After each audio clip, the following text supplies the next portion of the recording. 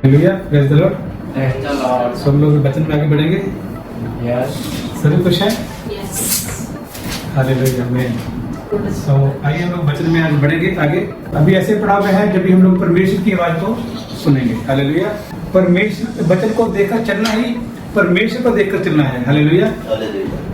और हमारे जीवन में ये वचन का स्थान ये सबसे श्रेष्ठ होना चाहिए। सबसे पहला स्थान हमारे जीवन में क्या होना चाहिए?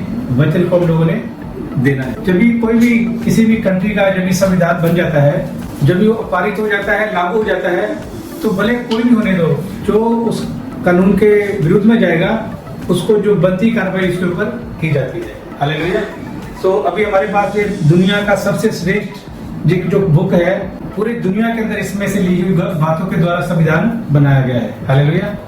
तो हम लोग इसको अपने जीवन में श्रेष्ठ स्थान देना है, और प्रभु ने भी वचन में लिखा हुआ है कि उसने सबसे ऊपरला स्थान इसको वचन को दिया है। हालेलुया। तो हम लोग बढ़ेंगे, मेरे साथ आइए। यूहन्ना की इंजील उसका 10 चैप्टर निकालिए, उसका 11 से लेकर 18 तक हम लोग पढ़ेंगे। कोई भी भाई बहन पढ़ सकता है। अच्छा चरवाहा मैं हूँ, अच्छा चरवाहा भेड़ों के लिए अपना प्राण देता है। मजदूर जो न चरवाहा है और न भेड़ों का मालिक है, भेड़िए को आते हुए देख भेड़ों को छोड़ भाग जाता है, और भेड़िए उन्हें पकड़ता और तितर बितर कर देता है। वह इसलिए भाग जाता है कि वह मजदूर है और उसको भेड़ों की चिंता नहीं। अच्छा चरवाहा मैं हूँ, जिस तरह पिता मुझे जानता है और मैं पिता को जानता हूँ, इसी तरह मैं अपनी भेड़ों को जानता हूँ और मेरी भेड़ें मुझे जानती हैं, और मैं भेड़ों के लिए अपना प्राण देता हूँ। और मेरी और भी भेड़ें हैं जो इस भेड़शाला की नहीं, मुझे उनका भी लाना अवश्य है। वे मेरी शब्द सुनेंगे, तब एक ही झुंड और एक ही चरवाहा होगा। पिता इसलिए मुझसे प्रेम रखता है कि मैं अपना प्राण देता हूँ कि उसे फिर ले लूँ। कोई उसे मुझसे छीनता नहीं, वरन मैं उसे आप ही देता हूँ। मुझे उसके देने का अधिकार है और उसे फिर लेने का भी अधिकार है। यह आज्ञा मेरे पिता से मुझे मिली है। हालेलुया, आमीन। तो बहुत सी बातें हम लोगों ने यहाँ पर देखी है। प्रभु यीशु मसीह अपने आप को क्या बता रहा है कि अच्छा चरवाहा मैं हूँ। अच्छा चरवाहा भेड़ों के लिए अपना क्या देता है? प्राण देता है। जो काम उसको मिला है, जो काम उसने प्लान किया हुआ है, वो उसको पूरी अच्छी रीति से करता है, ताकि क्या करे, अपना प्राण देने तक भी क्या है वो तैयार है। इसके लिए वो बोला है कि अच्छा चरवाहा मैं हूँ। मजदूर जो ना चरवाहा है और ना भेड़ों का मालिक है, भेड़ियों को आते देख भेड़ों को छोड़कर क्या करता है? भाग जाता है, और भेड़िया में पकड़ता है और तितर बितर कर देता है। जो भेड़ों का चरवाहा नहीं होता वो हमेशा क्या है? खतरे में रहती है। कोई भी आके उसके ऊपर हमला कर सकता है, और एक भेड़ जो हो वो कहीं पर जाएंगी तो पूरी भेड़ उसके पीछे चले जाएंगी। एक भेड़ ने डर के मारे अगर समुद्र में छलांग लगा दिया, कुएं में छलांग लगा दिया, तो दूसरी भेड़ों से कोई मतलब नहीं है, पूरी उसके पीछे जाके अपनी प्राण को दे देंगी। लेकिन एक चरवाहे का होना बहुत जरूरी है। इसके लिए प्रभु यीशु मसीह ने बोला है कि अच्छा चरवाहा मैं हूँ, और अच्छा चरवाहे का पहला जो चिन्ह है वो अपनी भेड़ों के लिए अपना प्राण देता है। तो वह इसलिए भाग जाता है कि वह मजदूर है और उसको भेड़ों की कुछ भी चिंता नहीं, उसको सिर्फ अपनी पगार से लेना देना है जो उसको मजदूरी पर रखा हुआ है। अच्छा चरवाहा मैं हूँ, मैं अपनी भेड़ों को जानता हूँ। जो एक चरवाहा होता है, सच्चा चरवाहा होता है, वो अपनी भेड़ों को एक एक भेड़ के बारे में उसको पूरा मालूम होता है, कौन सी ज्यादा चलने वाली है, किसको बच्चा होने वाला है, या कौन सी जो खुराक देनी है उसको अच्छी चीज से जानता है, कौन सी बीमार है। तो इसके लिए जो अच्छा चरवाहा है उसको अपनी भेड़ों के लिए पूरी जानकारी रहती है। और मेरी भेड़ें मुझे जानती हैं जैसे पिता मुझे जानता है और मैं पिता को जानता हूँ, और भेड़ों के लिए अपना प्राण देता हूँ। मेरी और भी भेड़ें हैं जो इस भेड़शाला की नहीं, मुझे उनको भी लाना अवश्य है। वह मेरा शब्द सुनेगी, तब एक ही झुंड और एक ही चरवाहा होगा। ये हम लोगों के लिए प्रभु ने बात किया है। वो इजराइल में आया था, उन लोगों के लिए आया था, लेकिन उनको बात करने के टाइम हमारे विषय में जो बात हो रहा है और भी मेरी भेड़ें हैं जो इस भेड़शाला की नहीं है बल्कि अलग हैं, उनको भी अवश्य है कि मैं जहाँ पर लेकर आऊँ, और फिर क्या होगा? एक ही झुंड होगा और एक ही चरवाहा होगा। पिता इसलिए मुझसे प्रेम रखता है कि मैं अपना प्राण देता हूँ और उसे फिर ले लूँ, कोई उसे मुझसे छीनता नहीं। प्रभु यीशु मसीह बोल रहा है कि मेरा प्राण कोई मुझसे छीनता नहीं, मुझे उसे देने का भी अधिकार है और उसे फिर लेने का भी अधिकार है, जो आज्ञा मेरे पिता से मुझे मिली है। प्रभु यीशु मसीह बोल रहा है कि मैं अपना प्राण खुद ही देता हूँ और खुद ही वो लेने का भी अधिकार उसी के पास है, कोई प्राण मेरा मुझसे छीन नहीं सकता। तो इसके लिए प्रभु यीशु मसीह हमारे लिए वो चरवाहा बनकर आया और उसने उस काम को बखूबी निभाया, उसने अपना प्राण तक दिया है। और आगे जैसे हम लोग पढ़ते हैं, जो उसके ऊपर जो उसकी आवाज को सुनता है वो उसके पीछे हो लेता है। जो प्रभु यीशु मसीह बोलता है कि जो मेरी भेड़ें हैं वो पराये के पीछे कभी भी नहीं जाएगी, वो उसका शब्द सुनेगी और उसके पीछे हो लेती हैं। हालेलुया। हम लोग देखते हैं पुराने नियम के अंदर कितने परमेश्वर के सेवक लोग हैं, नबी लोग हैं, जो चरवाही करते करते प्रभु ने उनको अपने काम के लिए चुना है। आदम का एक बेटा, स्टार्टिंग में हम लोग देख सकते हैं, हाबिल जो है वो भेड़ बकरियों का क्या था, चरवाहा था। मूसा को प्रभु ने बात करते टाइम कहाँ से पकड़ा, भेड़ों को चराने के टाइम। दाऊद को प्रभु कभी अपने पास लेके आया जब भी वो भेड़ों का चरवाहा था। हालेलुया। तो कहने का मतलब है कि चरवाहे का जो काम है बहुत एक खतरनाक और सतर्क रहने वाला काम है। उसको हर टाइम चौकस रहना पड़ता है अपनी भेड़ों के प्रति कि कभी भी कोई बाहर से कोई भेड़िया आके इसको नुकसान ना कर सके। सो प्रभु ऐसे चरवाहे को पसंद करता है जो अपना काम ईमानदारी से करते हैं। हालेलुया। सो आइए मेरे साथ पहले शमूएल निकालेंगे, 16 का 10 से 13 तक पढ़ेंगे। यो ही शीशे ने अपने 7 पुत्रों को शमूएल के सामने भेजा। शमूएल शीशे से कहता गया, यहोवा ने इन्हें नहीं चुना। तब शमूएल ने शीशे से कहा, क्या सब लड़के आ गए? वह बोला, नहीं, लहुरा तो रह गया और वह भेड़ बकरियों को चरा रहा है। शमूएल ने शीशे से कहा, उसे बुलावा भेज, क्योंकि जब तक वह यहाँ न आए तब तक हम खाने को न बैठेंगे। तब वह उसे बुला करके भीतर ले गया। उसकी तो लाली झलकती थी और उसकी आंखें सुंदर और उसका रूप सुडौल था। तब यहोवा ने कहा, उठकर इसका अभिषेक कर, यही है। तब शमूएल ने अपना तेल का लेकर उसके भाइयों के मध्य में उसका अभिषेक किया और उस दिन से लेकर भविष्य को यहोवा का आत्मा दाऊद पर बल से उतरता रहा। तब शमूएल उठकर रामा को चला गया। Hallelujah, praise the Lord. यहाँ पर हम लोग एक वाक्य देखते हैं, जब भी दाऊद को परमेश्वर ने अपने काम के लिए क्या किया है, अभिषेक किया है। पूरे इजराइल के अंदर एक जो शमूएल है, पूरे इजराइल के अंदर एक बहुत माना हुआ, जिसको सब जानते हैं, ऐसा एक श्रेष्ठ नबी है और वो यशी के घर में आया हुआ है और दाऊद को अभिषेक करने के लिए परमेश्वर ने उसको भेजा है। भले ही दाऊद के घर के अंदर दाऊद की इतनी प्रतिष्ठा ना हो, लेकिन परमेश्वर जानता है कि कौन सा जन मेरे साथ दिल से प्रेम रखता है, जब मेरी आज्ञा का पालन करता है, जब मेरे साथ जुड़ा हुआ है। हालेलुया। तो जब भी वो आया तो दाऊद के जो दूसरे भाई थे, 3 भाइयों का जहाँ पर नाम दर्ज है, वो बहुत अच्छे लंबे अच्छे गबरू जवान थे और जो आर्मी में थे, सेना में थे। लेकिन परमेश्वर का जो देखना है, वो परमेश्वर दिल को देखता है कि उसका दिल कैसा है, उसके दिल में क्या चल रहा है और उसके अपने परमेश्वर के प्रति उसके अंदर कितनी अनख है, गैरत कितनी है। हालेलुया। तो जहाँ पर हम लोग ऐसा पढ़ते हैं, ऐसा लिखा है, तब शमूएल ने यशी से कहा, क्या सब लड़के आ गए? वह बोला, नहीं, छोटा तो रह गया। 7 लड़कों को यशी ने शमूएल के सामने पेश किया था उसका अभिषेक करने के लिए। लेकिन जब भी वो आता है तो परमेश्वर शमूएल से बात करता है कि तू उसका बाहर का शरीर को मत देख, उसकी डोलचा को मत देख, मैं दिल को देखता हूँ कि वो कैसा मनुष्य है। 7 को प्रभु ने इनकार किया और आखिर में जब वो 7 को करने के बाद में मेरा ख्याल है यशी शायद संतुष्ट हो गया था कि इनमें से कोई भी नहीं है करके। लेकिन शमूएल ने उसे क्वेश्चन किया कि बस ये 7 ही है कि जाके तुम्हारा और भी है बेटा कोई? तो क्या बोलता है? वह बोला, नहीं, छोटा तो रह गया है और वह भेड़ बकरियों को चरा रहा है। वो अपने काम के प्रति दाऊद जो है वो बहुत वफादार था, अपने काम को बखूबी करता था। आगे जाके हम लोग देख सकते हैं कि वो शमूएल के शौर के सामने बताता है कि मैं अपनी भेड़ बकरियों की रखवाली करने के टाइम अगर कोई भेड़िया बालू शेर आए तो मैं कैसे उसका क्या करता हूँ, सामना करता हूँ। सो उसने क्या बोला? शमूएल ने यशी से कहा, उससे बुलवा भेज, क्योंकि जब तक मैं जहाँ ना आए तब तक हम खाने को ना बैठेंगे। इतना रिस्पेक्ट है शमूएल के मन में दाऊद के प्रति, क्योंकि उसको मालूम था वो परमेश्वर का चुना हुआ अभिशप्त है, आने वाले टाइम के अंदर इस्राएल का वो राजा है करके बोलते हैं। जब तक वह ना आए, हम लोग खाने को ना बैठेंगे, तब वह उसे बुलाकर भीतर ले आया। उसके तो लाली झलकती थी और उसकी आंखें सुंदर और उसका रूप सडोल था। रूप सडोल होना मतलब एक अच्छा हार्ड वर्कर आदमी था। वैसे आलसी पर नहीं था उसके अंदर। अपनी भेड़ बकरियों को काम करने के टाइम उसने अपने को अच्छा तंदुरुस्त रखा था और लिखा है वो सडोल था। तब यहोवा ने कहा, उठकर इसका अभिषेक कर, यही है।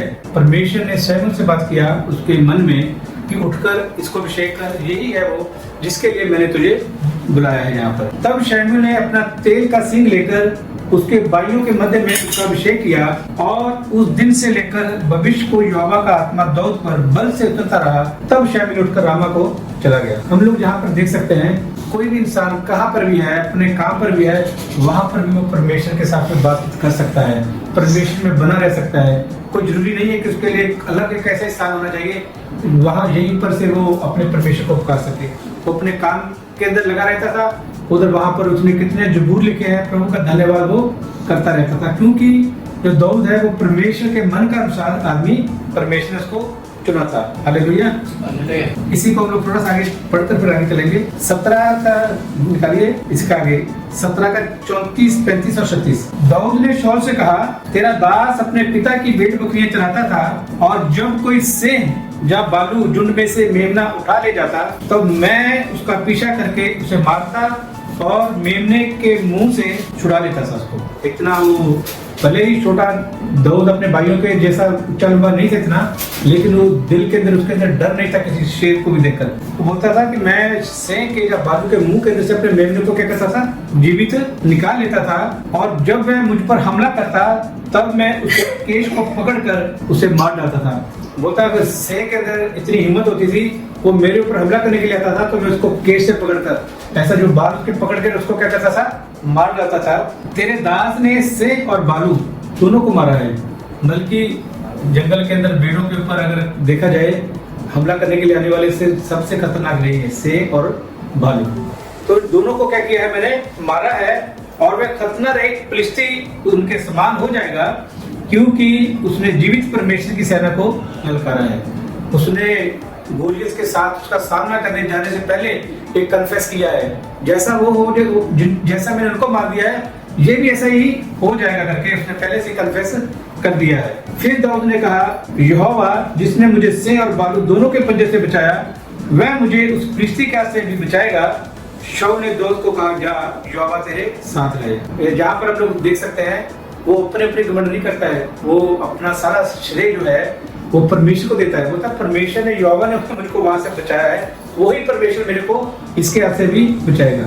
पहले जो बात किया है, हम लोग ऐसा देख सकते हैं कि उसको अपने ऊपर घमंड था, लेकिन नहीं, नीचे जाके हम लोग देखते हैं वो बोलता है यहोवा है जिस यहोवा ने मेरे को उनके हाथ से छुड़ाया, वही यहोवा मेरे को इस गोलियत के हाथ से भी छुड़ाएगा।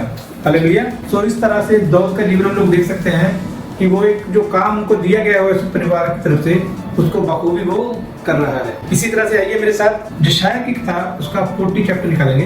कितने भाई बहन जानते हैं कि यशायाह के अंदर कितना बुक्स है?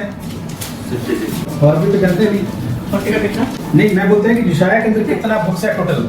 66 जानते हैं? टोटल बाइबल बुक्स है नहीं 66। बहुत से लोग मानते हैं कि ये पूरा बाइबल इसके अंदर छुपा हुआ है, 66 चैप्टर के अंदर। और हाँ, 39 बुक्स है ओल्ड नेम के अंदर, और नए नेम के अंदर कितना है? 27 है। हालेलुया। तो आज मैं 40 मतलब नए नेम को पढ़ रहा हूँ यशायाह के अंदर से। हम लोग यहाँ पर देख सकते हैं सतावना, संतवतना के वचन, शांति के वचन जुड़ के जहाँ से, हाँ, जो प्रभु शांति की बातें भी कहने जा रहा है। पहले उसके ऊपर हाय हाय हाय करके श्राप, कितना प्रभु ने कितना उनके ऊपर अपना क्रोध को बोला है। लेकिन 40 के अंदर जैसे हम लोग देख सकते हैं कि नया नियम शुरू हो जाता है, तो यहाँ पर से हम लोग देखेंगे कि कैसे परमेश्वर ने उनको शांति की बातें करने शुरू किया है। आप पढ़िए, शुरू से पढ़िए ब्रदर, यशायाह 40 का 1 से। परमेश्वर यह कहता है, मेरी प्रजा को शांति दो, शांति। यरूशलेम से शांति की बातें कहो और उससे पुकार कर कहो कि तेरी कठिन सेवा पूरी हुई है, तेरे अधर्म का दंड अंगीकार किया गया है, यहोवा के हाथ से तू अपने सब पापों का दूना दंड पा चुका है। किसी की पुकार सुनाई देती है, जंगल में यहोवा का मार्ग सुधारो, हमारे परमेश्वर के लिए अराबा में एक राजमार्ग चौरस करवा। Hallelujah, praise the Lord. अभी 40 से हम लोग जैसे मत्ती में या यूहन्ना, लूका, मरकुस में पढ़ते हैं, अभी से इजरायली लोगों के लिए, पूरा जगत के लिए एक शांति का वचन है। इस वचन के अनुसार से ये लिखा है, तुम्हारा परमेश्वर ये कहता है कि मेरी प्रजा को क्या करो, शांति दो, शांति।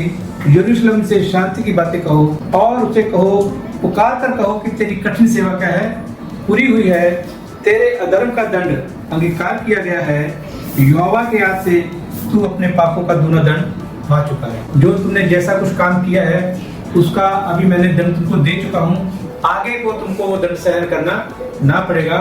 अभी आगे क्या है, आगे तुमको जो वचन के अनुसार जो तुम्हारे लिए मैं भेज रहा हूँ, उन बातों को मनन करके तुमको आगे चलना है। तुम्हारे लिए मैंने एक रास्ता निकाल के रखा हुआ है। किसी की पुकार सुनाई देती है, जंगल में यहोवा का मार्ग सुधारो, हमारे परमेश्वर के लिए अराबा में एक राजमार्ग चौरस करो। हालेलुया।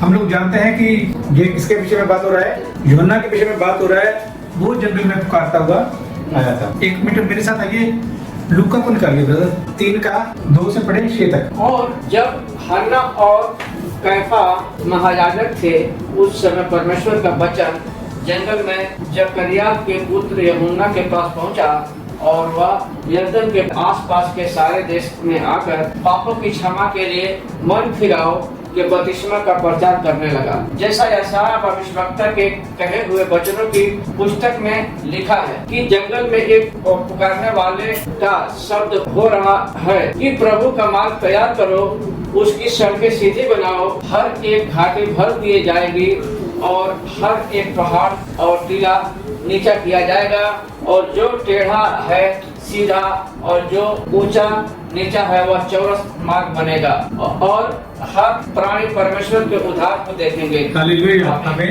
Praise the Lord. यहाँ पर हम लोगों ने पढ़ा है, यहाँ पर क्या लिखा है, किसी की पुकार सुनाई देती है कि जंगल में किसका मार्ग तैयार करो, यहोवा का मार्ग सुधारो, हमारे परमेश्वर के लिए अराबा में एक राजमार्ग चौरस करो। हालेलुया। यहाँ पर यहोवा का नाम दर्ज है, यहाँ पर वो प्रभु बनकर इधर लिखा गया है। यहाँ पर लिखा है जंगल में एक पुकारने वाले का शब्द हो रहा है कि प्रभु का मार्ग क्या करो, तैयार करो, उसकी सड़कें सीधी बनाओ, हर एक घाटी बढ़ती जाएगी और हर एक पहाड़ और टीला नीचा किया जाएगा, और जो टेढ़ा है सीधा और जो ऊंचा है नीचा, और वह चौरस मार्ग बनेगा, और हर प्राणी परमेश्वर के उद्धार को देखेगा। हालेलुया। कहने का मतलब है कोई ऊंच नीच नहीं है, सबको एक ही नजर से परमेश्वर ने यहाँ पर नम्र होकर चलने के लिए बोला है।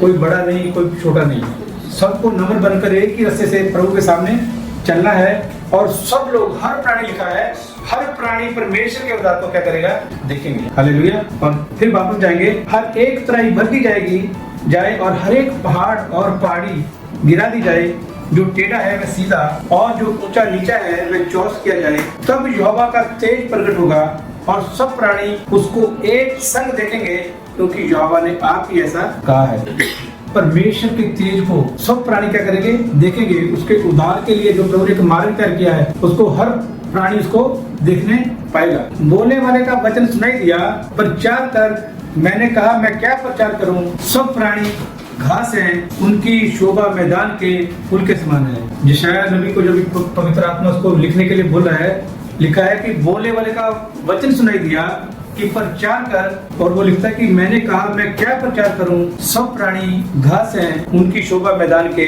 फूल के समान है। ये इंसान का जो जीवन है ये पानी के बुलबुले के जैसा है। कितना आदमी एक्सीडेंट में चला जाता है, कोई सोया हुआ तो सोया रह जाता है, ऐसा ही कोई कैसी बीमारी आती है तो मालूम नहीं पड़ता क्या हो गया उसको। जो ये इंसान का जो जीवन है, जो कोई भी घमंड नहीं कर सकता कि मेरे को इतने साल इस पृथ्वी में रहना है, कब क्या होगा कोई नहीं जानता। घास के समान है ये, जो घास लोग देखते हैं ना पार्क में, उसके समान है, जाए फूल के समान है, जो सुबह उगता है अपनी खूबसूरती के साथ में, शाम को क्या होता है, खत्म हो जाता है, उसको मुरझा जाता है। हालेलुया। जब यहोवा की सांस उस पर चलती है, घास सूख जाती है और फूल मुरझा जाता है। निर्संदेह प्रजा घास ही है। दुनिया के लोग परमेश्वर के सामने घास के समान ही हैं, जो सूख जाती है, जैसा फूल है, फूल मुरझा जाता है। घास तो सूख जाती है और फूल मुरझा जाता है, परंतु हमारे परमेश्वर का वचन जो है वो सदा अटल है। अगर हमेशा तक रहने वाला है तो वो परमेश्वर का वचन है जो हमेशा हमेशा के लिए जीवित है। इसके सामने कोई मनुष्य कितना भी कितने बड़े फेमस राजा आए हुए हम लोग सुन सकते हैं, जो नेपोलियन हो गया, सिकंदर हो गया, और भी बहुत से राजे हैं, लेकिन कोई भी इस दुनिया के ऊपर परमानेंट रहने नहीं पाया। कब चला गया कुछ भी मालूम नहीं पड़ा।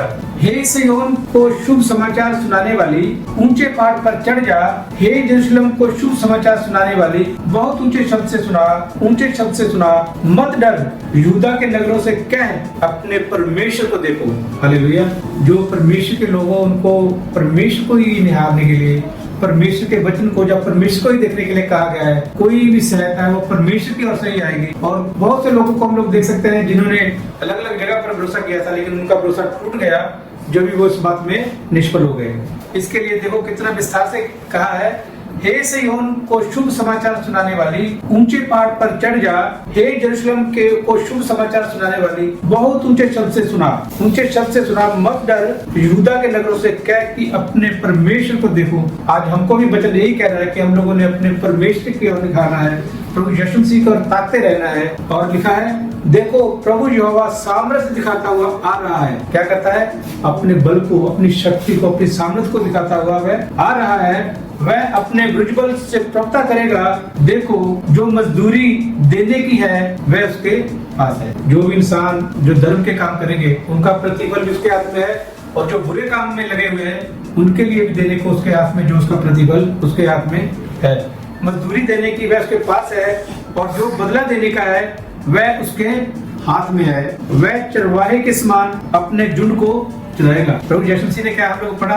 अच्छा चरवाहा मैं। तो यहाँ पर क्या लिखा है? वह चरवाहे के समान अपने झुंड को क्या करेगा? चलाएगा, उनकी चरवाही करेगा, उनकी अगुवाई करेगा। वह भेड़ों के बच्चे को अंकुआर में लिए रहेगा, और दूध पिलाने वाली को धीरे धीरे ले चलेगा। इतना परमेश्वर अपनी प्रजा से हम लोगों को इतना प्यार करने वाला है। वह चरवाहे के समान अपने झुंड को क्या करेगा? चलाएगा।